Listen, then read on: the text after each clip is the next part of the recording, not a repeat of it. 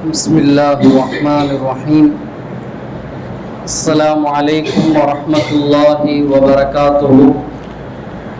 الحمد لأهله والصلاة لأهلها. أما بعد فقد قال عز وجل بعد أعوذ بالله من الشيطان الرجيم.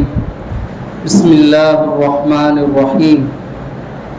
أن اتبع ملة إبراهيم حنيفا وما كان من المشركين. صدق الله مولانا العظيم.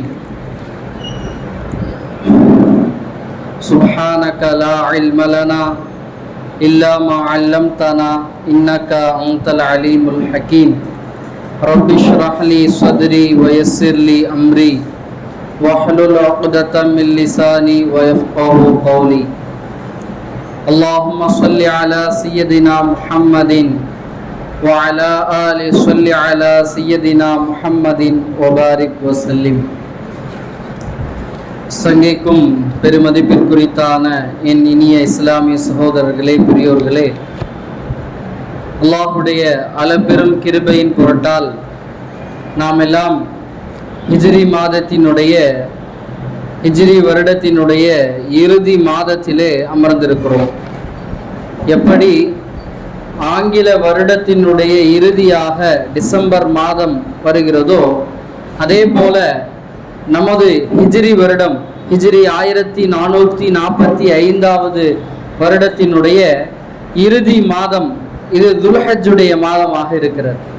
இந்த துல்ஹஜ்ஜுடைய மாதத்தை பொறுத்தவரை துல்ஹஜ் என்று சொன்னாலே நம்முடைய நினைவுக்கு வருவது ஹஸரத் இப்ராஹிம் அலைஹிஸ்ஸலாம் அவர்களும் அவர்களுடைய குடும்பத்தாரும் இந்த தீனுக்காக, இஸ்லாத்திற்காக, அல்லாஹ்விற்காக செய்த தியாகங்களும் அவர்கள் ஆற்றிய நற்பணிகளும் தான் நம்முடைய நினைவுக்கு வரும்.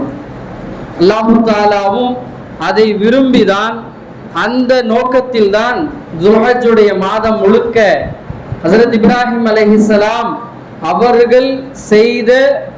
அவர்கள் சொல்லிய விஷயங்களை நமக்கும் கடமையாக்கி இருக்கிறார்.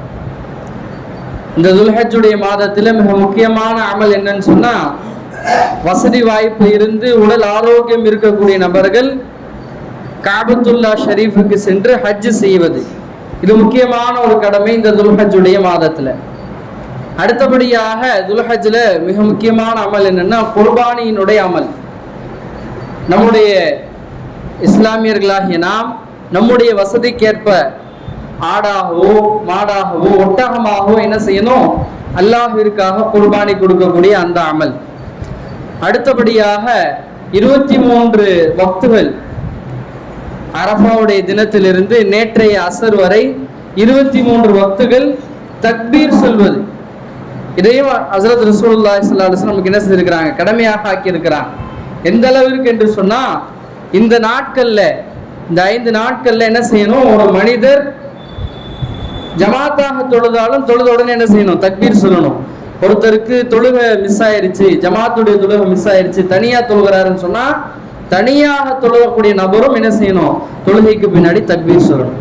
அப்ப இந்த தக்பீருடைய அமல், குர்பானியினுடைய அமல், ஹஜ்ஜுடைய அமல், இது எல்லாமே ஹஸரத் இப்ராஹிம் அலைஹிஸ்ஸலாம் அவர்கள் தன்னுடைய வாழ்க்கையில சொல்லிய விஷயங்கள் தான்.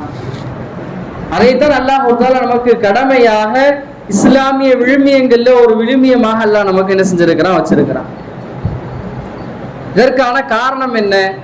ஹஸரத் இப்ராஹிம் அலைஹிஸ்ஸலாம் அவர்களை பற்றி ஹஸரத் ரசூலுல்லாஹி ஸல்லல்லாஹு அலைஹி வஸல்லம் அவங்க நமக்கு என்ன சொல்றாங்கன்னு சொல்லி பார்த்தோம்னா, ஹஸரத் இப்ராஹிம் அலைஹிஸ்ஸலாமை அல்லாஹ் அறிமுகப்படுத்தும் பொழுது இப்படி அறிமுகப்படுத்துவான், மில்லத அபீக்கும் இப்ராஹிம், உங்களுடைய தந்தையான இப்ராஹிம் அலைஹிஸ்ஸலாம் அவர்களுடைய மார்க்கத்தை நீங்க பின்பற்றுங்க. அதே போல ஹஸரத் ரசூலுல்லாஹி ஸல்லல்லாஹு அலைஹி வஸல்லம் அவங்க ஒரு ஹதீஸ்ல சஹாபாக்கள் கேட்பாங்க, குர்பானியுடைய அமலை பத்தி கேட்பாங்க. யா ரசூலல்லாஹ், குர்பானியுடைய அமலை பற்றி சஹாபாக்கள் நபியோட கேட்கும் பொழுது சொல்லுவாங்க, நபி ஹஸரத் ரசூலுல்லாஹி ஸல்லல்லாஹு அலைஹி வஸல்லம் சொல்லுவாங்க, இந்த குர்பானியுடைய அமல் இருக்குது சுன்னத் அபீக்கும் இப்ராஹிம், உங்களுடைய தந்தை இப்ராஹிம் அலைஹிஸ்ஸலாம் அவருடைய சுன்னத் என்பதாக சொன்னார். அப்ப ஒவ்வொரு நபிமார்களுக்கும் ஒவ்வொரு சிறப்புகள் இருக்கிறது. ஆனா ஹஸரத் இப்ராஹிம் அலைஹிஸ்ஸலாம் அவர்களை அல்லாஹ்வுடைய ரசூல் நமக்கு தந்தை என அறிமுகப்படுத்துறான். நம்முடைய தந்தை, நாம் பின்பற்ற வேண்டிய நாம் அவர்களை கடைபிடிப்பதற்கு நாம் என்ன செய்திருக்கோம், மிகவும் தகுதியானவர்கள் மட்டுமல்ல, நாம் கடமையும் பட்டிருக்கிறோம். அதனாலதான் அல்லாஹ் தஆலா குர்ஆன்ல சொல்லுவான், அனித்தபி மில்லத இப்ராஹீம ஹனீஃபா, நீங்கள் ஹஜ்ரத் இப்ராஹிம் அலைஹிஸ்ஸலாம் அவர்களுடைய அந்த மில்லத்தை, அந்த மார்க்கத்தை நீங்க என்ன செய்யுங்க, பின்பற்றுங்க. வமா கான மினல் முஷ்ரிகீன், அவர் ஒரு காலம் முஷ்ரிக்கீன்களில் இருந்து ஒரு நபரான அவர் அல்ல என்பதாக அல்லாஹ் சொல்றான். இப்ப இப்ராஹிம் அலைஹிஸ்ஸலாம் அவர்களுடைய வாழ்க்கை முழுக்க நமக்கு நிறைய பாடங்களும் படிப்பினைகளும் கொட்டி கிடக்குது. இந்த மாதம் முழுக்க ஹஜ்ரத் இப்ராஹிம் அலைஹிஸ்ஸலாம் அவங்கள பத்தி நாம பேசினாலும் என்ன செய்யாது, அது தீராது. அவ்வளவு அவங்களுடைய வாழ்க்கையில பாடங்களும் படிப்பினைகளும் நமக்கு நிறைய இருக்குது.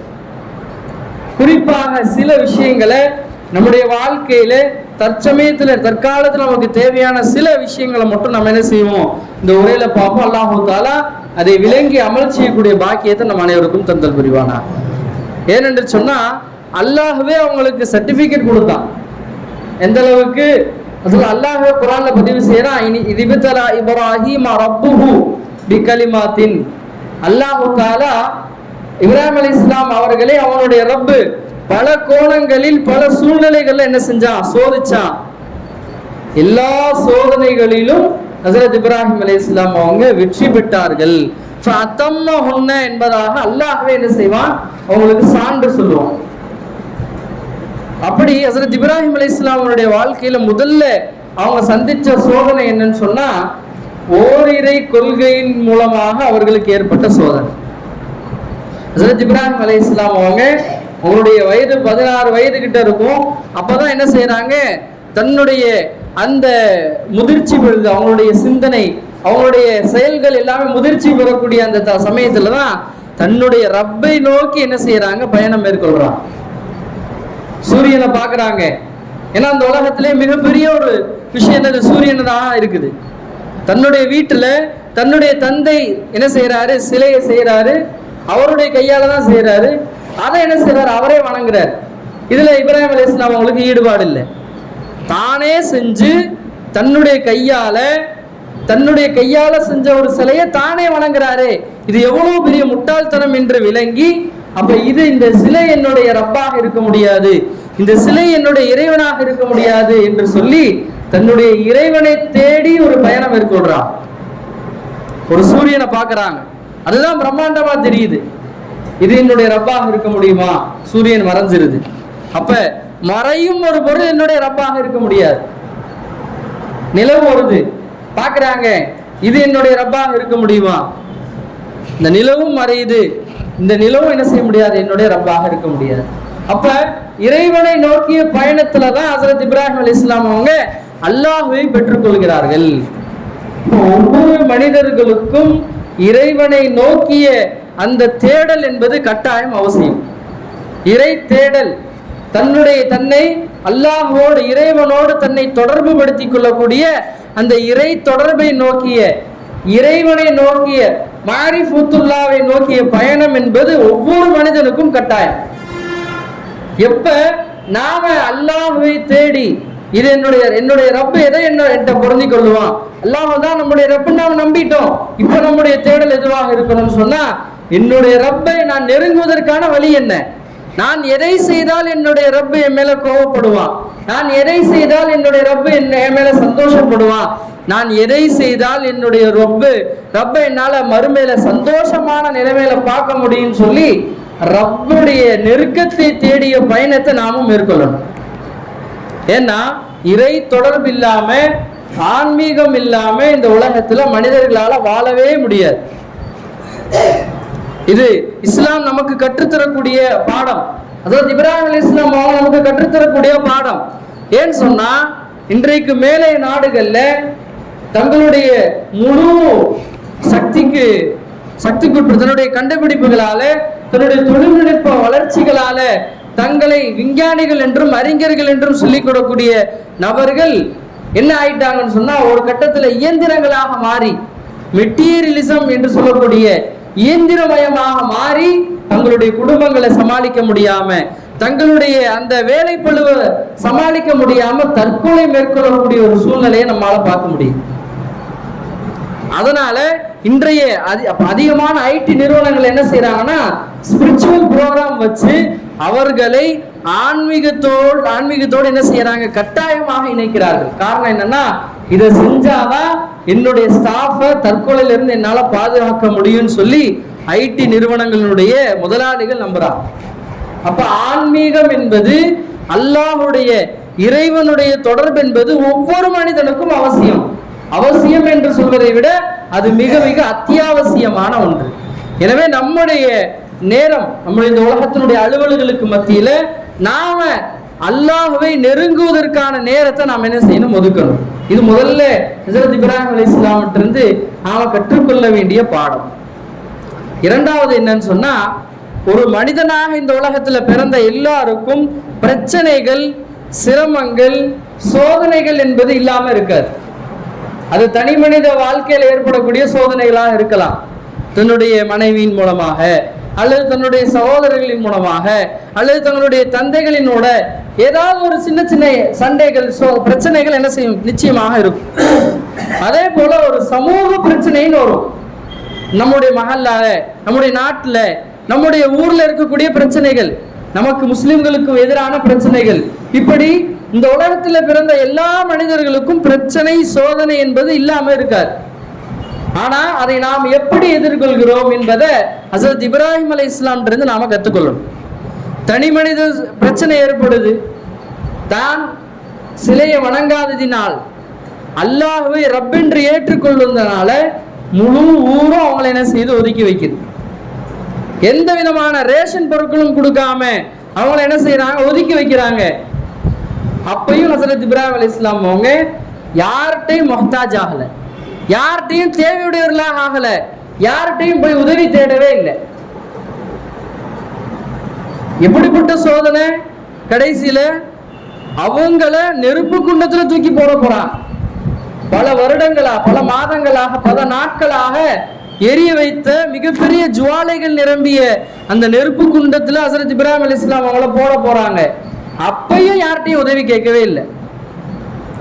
இவங்களாகவும் உதவி கேட்கல, இவங்களை தேடி உதவி வருது. ஹஜ்ரத் மீகாயில் அலைஹிஸ்ஸலாம் வர்றாங்க, அல்லாஹ்ட்ட அனுமதி கேட்டுட்டு, யாரெல்லாம் எனக்கு அனுமதி கொடு, நான் மலையை கொண்டு போய் என்ன செஞ்சிடறேன், இந்த நெருப்பு குண்டத்தை அணைச்சிடுறேன்னு சொல்லி. அப்ப அல்லாஹ் சொல்லிட்டான், நீங்க இப்ராஹிம்கிட்ட போய் கேளுங்க, அவர் ஒத்துக்கிட்டாருன்னா நீங்க உதவி செய்யுங்க. ஹஜ்ரத் மீகாயில் அலைஹிஸ்ஸலாம் வர்றாங்க, வந்து கேட்கிறாங்க, நீங்க ஒரு வார்த்தை சொல்லுங்க, நான் வானத்திலிருந்து கனமழையை பொழிய வச்சு இந்த நெருப்பை இல்லாம ஆக்கிடுறேன். மலக்குகளின் தலைவர் ஹஜ்ரத் ஜிப்ராயில் அலைஹிஸ்ஸலாம் வந்து கேட்கிறாங்க, யா நபி இப்ராஹிம், நீங்க ஒரு வார்த்தை சொல்லுங்க, நான் இந்த நெருப்பு குண்டத்தை இல்லாம ஆக்கிடுறேன் அப்படின்னு சொல்லி உதவி அவங்க தேடி வந்து செய்ய முன்வர்றாங்க. ஆனா ஹஜ்ரத் இப்ராஹிம் அலைஹிஸ்ஸலாம் அவங்க யாருடைய உதவியும் ஏற்க தயாராகவே இல்லை. சொன்னாங்க, இது எனக்கும் ரப்புக்கும் உண்டான விஷயம், என்ன ஏன் படைச்சிருக்கேன்றது என்னுடைய ரப்புக்கு தெரியும். இந்த சோதனையில நான் என்னுடைய ரப்பை நான் முழுமையாக நம்புறேனா, என்னுடைய ரப்பின் மீது நான் முழுமையாக நம்பிக்கை வைத்திருக்கிறேனா, நான் என்னுடைய தொடர்பை என்னுடைய ரப்போடு ஏற்படுத்துகிறேனா என்பதை பார்க்கறதுக்கு தான் அல்லாஹ் எனக்கு இந்த சோதனையை கொடுத்துருக்கிறான். அவன் என்ன பிழைக்க வைக்கணும்னு நினைச்சா, அவன் என்ன பாதுகாக்கணும்னு நினைச்சா பாதுகாக்கட்டும், உங்களுடைய உதவி எனக்கு தேவையே இல்லைன்னு சொல்லிட்டான். அப்ப நமக்கும் பிரச்சனை வரும், சிரமம் வரும். ஆனா நாம் கையேந்தக்கூடிய இடம் அடியார்களாக இருக்கக்கூடாது, மாறாக இந்த எல்லா முழு உலகத்தையும் படைத்த அல்லாஹ்விடத்துல நாம் என்ன செய்யணும், கையேந்த கற்றுக்கொள்ளணும். யார் அல்லாஹ்விடம் கையேந்த கற்றுக்கொண்டார்களோ, யார் அல்லாஹ்விடம் கையேந்தி தன்னுடைய தேவைகளை கேட்டு பெற பெற்றுக் கொண்டார்களோ, அல்லாஹு தாலா அடியார்களிடம் அவங்களை கையேந்த வைக்கவே மாட்டான். என்ன நடந்துச்சு, அல்லாஹ்ட்ட உதவி என்ன செஞ்சாங்க, தன்னுடைய முழு பொறுப்பை ஒப்படைச்சாங்க. அல்லாஹ் என்ன செஞ்சான், தன்னுடைய இயல்புக்கு மாற்றமாக அல்லாஹ் பொதுவா என்ன செய்வானா, மலக்குகளுக்கு கட்டளை இடுவான், மலக்குகள் தான் அந்த வேலையை செய்வாங்க. ஆனா அன்றைக்கு என்ன நடந்துச்சு, அந்த நெருப்பு குண்டத்தோடு அல்லாஹ் பேசினா நேரடியாக, கூனி பர்தவ் வ ஸலாமன் அலா இப்ராஹிம், ஓ நெருப்பே, உன்னுடைய தன்மையை நீ மாற்றிக்கொள், நீ என்ன செய்யக்கூடாது, இப்ராஹிம ஒரு பொட்டு கூட என்ன செஞ்சிடக்கூடாது, எரிச்சிடக்கூடாது. மாறாக அவர்களுக்கு இன்பம் தரக்கூடிய விதத்துல என்ன செஞ்சிரு, நீ உன்னை மாற்றிக்கொள். ரொம்ப குளிரையும் என்ன செய்ய முடியாது, மனிதனால தாங்க முடியாது. அதனாலதான் அல்லாஹ் சொன்னா கூனி பர்தன் சலாமன் அலா இப்ராஹிம், மிதமான குளிராக என்ன செஞ்சிரு இப்ராஹிம் அலைஹிஸ்ஸலாம் அவங்களுக்கு நீ மாறிடுன்னு சொல்லி அல்லாஹ் கட்டளையிட்டான். அந்த நெருப்பும் அப்படி மாறியது. ஹஜ்ரத் இப்ராஹிம் அலைஹிஸ்ஸலாம் சொன்னாங்க, என் வாழ்நாளில் அந்த நெருப்பு குண்டத்துல நான் இருந்ததை போல சந்தோஷமாக ராகத்தாக நான் இல்லவே இல்லை அப்படின்னு சொல்லி சொன்னாங்க. அவ்வளவு சலாமத்தாக அல்லாஹ் என்ன செஞ்சுட்டான், ஆக்கி வச்சுட்டான். இப்போ நாமளும் என்ன செய்யணும், நம்முடைய தனி மனித பிரச்சனைகளாக இருந்தாலும் சரி, நம்முடைய சமூக பிரச்சனைகளாக இருந்தாலும் சரி, நாம் அல்லாஹ்வை முன்னோக்கி அவனிடம் கையெழுந்தும் பொழுது அல்லாஹ்வுடைய உதவி அது என்ன செய்ய முடியாது, ஈடு செய்ய முடியாத உதவியாக இருக்கும், யாராலும் மறுக்க முடியாத உதவியாக இருக்கும். இதை நாம ஹஜ்ரத் இப்ராஹிம் அலைஹிஸ்ஸலாமுடைய வாழ்க்கையில இருந்து கத்துக்கணும். இன்றைக்கு நிறைய பிரச்சனை என்னன்னு சொன்னா, அதிக பிரச்சனை குடும்பத்துலதான் இருக்கு. கணவன் மனைவிக்கு கட்டுப்படுறது இல்லை, மகன் தாய் தந்தைக்கு கட்டுப்படுறது இல்லை, என்னது தாய் தந்தைக்கு மகன்கள் கட்டுப்படுறது இல்லை அப்படின்னு சொல்லி குடும்பத்துடைய பிரச்சனை தான் மிகப்பெரிய பிரச்சனையாக இன்றைக்கு சமூகத்துல தலை தூக்கி இருக்குது. இதற்கான ஆணி வேர் என்னன்னு சொன்னா, ஹஜ்ரத் இப்ராஹிம் அலைஹிஸ்ஸலாமுடைய வாழ்க்கையில நம்ம பார்க்கலாம். ஹஜ்ரத் இப்ராஹிம் அலைஹிஸ்ஸலாம் அவங்க தன்னுடைய பச்சிலம் குழந்தையோட தன்னுடைய மனைவி என்ன செய்யறாங்க, ஒரு காட்டுல விட்டுட்டு வராங்க. அனாந்திர காடுன்னு சொல்றோமா இல்லையா, எந்த விதமான வாழ்வாதாரமும் இல்லாத, மனிதன் வாழ்வதற்கு சாத்தியக்கூறு இல்லாத ஒரு இடத்துல விட்டுட்டு வர்றாங்க.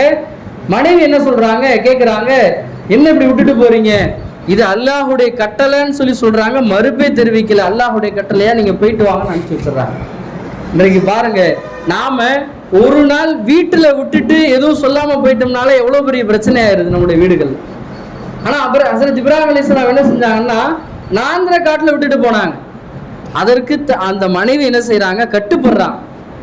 தன்னுடைய கணவனுடைய அந்த கட்டளைக்கு என்ன செய்யறாங்க, கட்டுப்படுறாங்க.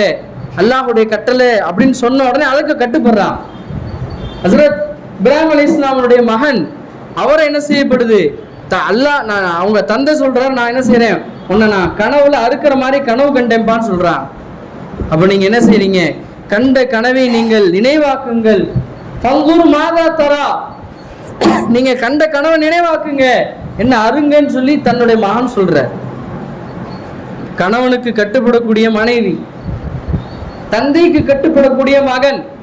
இந்த சூழல் எப்படி வந்தது, அல்லாஹு தஆலா இப்ராஹிம் அலைஹிஸ்ஸலாம் பற்றி இன்னொரு தகவல் சொல்லுவான். என்னன்னா, இது கால லஹு ரப்புஹு அஸ்லிம். ஹஜ்ரத் இப்ராஹிம் அலைஹிஸ்ஸலாம் இடத்துல நீங்க உங்களுடைய ரப்பு இந்த ஒரு விஷயத்த சொல்லிட்டான் அப்படின்னு சொல்லி நீங்க சொன்னீங்கன்னு சொன்னா அவர் என்ன செய்வாரு, கால அஸ்லம்து லி ரப்பில் ஆலமீன், என் ரப்பு சொல்லிட்டானா நான் கண்ணை மூடிட்டு நான் அதை செய்வேன்னு சொல்லி கட்டுப்படுவார் என்பதாக அல்லாஹ் சொல்றான். அப்ப நாம எப்ப அல்லாஹ்விற்கு கட்டுப்பட ஆரம்பிச்சிருவோமோ நமக்கு நம்முடைய மனைவி கட்டுப்படுவா. எப்ப நாம அல்லாஹ்விற்கு கட்டுப்பட ஆரம்பிச்சிருவோமோ நம்முடைய குழந்தைகள் நமக்கு கட்டுப்படுவா.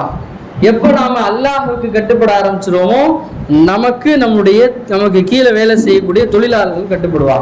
இதுதான் என்னது, இப்ராஹிம் அலைஹிஸ்ஸலாமுடைய வாழ்க்கையில நாம பெற வேண்டிய பாடம். நாம எந்த அளவிற்கு அல்லாஹ்வுக்கு கட்டுப்படுவோமோ அந்த அளவுக்கு தான் நமக்கு கீழே இருக்கக்கூடிய மனைவி, மகன், தொழிலாளர்கள் நமக்கு கட்டுப்படுவாங்க. நாம அல்லாஹ்வுக்கு கட்டுப்படலைன்னு சொன்னா அவர்களும் நமக்கு என்ன செய்ய மாட்டாங்க, கட்டுப்பட மாட்டாங்க. இது நாம நம்முடைய வாழ்க்கையில படிப்பினையாக எடுத்துக்கொள்ளணும். நாம நம்முடைய வாழ்க்கையில, நம்முடைய குடும்ப வாழ்க்கையாக இருந்தாலும் சரி, நம்முடைய பொருளாதார தொழில்துறைகளாக இருந்தாலும் சரி, முடிந்த அளவிற்கு அல்லாஹ்வுடைய கட்டளைகளுக்கு கட்டுப்பட்டு நம்முடைய செயல்களை அமைச்சுக் கொள்ளணும். நம்முடைய உணவு அது அல்லாஹ்விற்கு பொருத்தமான முறையில, நம்முடைய வியாபாரம் அதுவும் அல்லாஹ்விற்கு பிடித்தமான முறையில, நம்முடைய தொழில், நம்மளுடைய குடும்பத்தில் நாம பேசக்கூடிய முறை, நம்ம மனைவியை அணுகக்கூடிய முறை, நம்மை குழந்தைகளை வளர்க்கக்கூடிய முறை எல்லாமே அல்லாஹ்விற்கு பொருத்தமானதாக, அல்லாஹ்விற்கு கட்டுப்படக்கூடிய விதத்தில் ஆயிடுச்சுன்னு சொன்னா நிச்சயமாக அல்லாஹ் அனைத்து விஷயங்களையும் நமக்கு கட்டுப்படக்கூடிய ஒரு வாய்ப்பு, ஒரு சந்தர்ப்பத்தை என்ன செஞ்சிருவான், ஏற்படுத்தி கொடுத்துருவான். எனவே நாம ஹஜ்ரத் இப்ராஹிம் அலைஹிஸ்ஸலாமுடைய வாழ்க்கையில நிறைய படிப்பினைகள் இருக்குது. முக்கியமாக இந்த 3 நம்முடைய நேரங்களை இந்த தீனுக்காக, அல்லாஹ்விற்காக செலவழிக்க தயாராகும். ஹஜ்ரத் இப்ராஹிம் அலைஹிஸ்ஸலாம் அவங்க வாழ்க்கையை தியாகம் செஞ்சாங்க, குடும்பத்தை தியாகம் செஞ்சாங்க. நாம் என்ன செய்யறது, 24 மணி நேரத்துல நம்முடைய உலமாக்கள் சொல்றாங்க, வெறும் 4 மணி நேரம், 2 மணி நேரத்தை முழுமையாக இபாதத்துல கழிக்கணும். நம்முடைய ஃபர்லான சுன்னத்தான குர்ஆனுடைய திலாவத்துக்கு என்ன செய்யணும், கழிக்கணும். மீதி 2 மணி நேரத்துல நம்முடைய சமூகத்திற்கு, நம்முடைய மஹல்லால இருக்கக்கூடிய வாலிபர்களை முன்னேற்றுறதுக்கு, நம்முடைய மஹல்லால இருக்கக்கூடிய பெண்களை முன்னேற்றுறதுக்கு, நம்முடைய மஹல்லாவை மேம்படுத்துவதற்காக 2.5 மணி நேரம் என்ன செய்யறது, செலவு பண்றது. ஒரு நாளைக்கு 4 மணி நேரம் நாம் என்ன செய்யணும், குறைஞ்சது 4 மணி நேரமாவது நம்முடைய தீனுக்காக, அல்லாஹ்விற்காக நாம தியாகம் செய்ய கடமைப்பட்டிருக்கோம். அல்லாஹு தாலா நம்முடைய சின்ன சின்ன தியாகங்களை கபூல் செய்வானாக, நம்முடைய எல்லா அமல்களையும் கபூல் செய்வானாக. நம்முடைய தந்தை ஹஸரத் இப்ராஹிம் அலைஹிஸ்ஸலாம் அவர்களுடைய வழி நடந்து அல்லாஹுடைய நெருக்கத்தையும் அல்லாஹுடைய பொருத்தத்தையும் பெறக்கூடிய மக்களாக நம்மையும் நம்முடைய குடும்பத்தார்களையும் அல்லாஹ் ஆக்கி அருள் புரிவானாக என்ற நல்ல துஆவோடு நிறைவு செய்கிறேன். வஆகிரு தஅவானா அல்ஹம்துலில்லாஹி ரப்பில் ஆலமீன். அஸ்ஸலாமு அலைக்கும் வரஹ்மத்துல்லாஹி வபரகாத்துஹு.